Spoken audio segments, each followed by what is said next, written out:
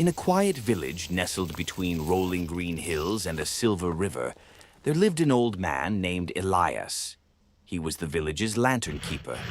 Every evening, just as the sun melted into the horizon, he would walk the cobblestone paths, lighting the lanterns one by one. No one knew why Elias had taken up this task.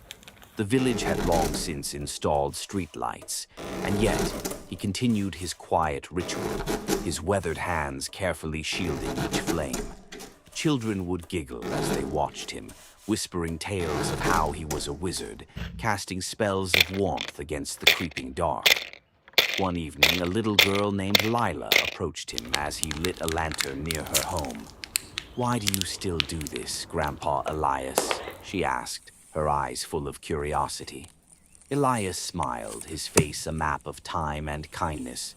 "Because, little one," he said, "light is not just for seeing, it is for feeling. A single flame can chase away shadows, not just on the streets, but in the heart." Lila thought for a moment before nodding, her tiny hands mimicking his movements as he lit the next lantern. That night she watched from her window as the village glowed with the soft golden light of Elias's flames. Years passed, and one evening, the village woke to find that Elias had passed away in his sleep. The streets, for the first time in years, remained dark, but as the sun dipped behind the hills, a small figure appeared, carrying a lantern. Lila, now older, walked the cobblestone paths, lighting each flame just as Elias had.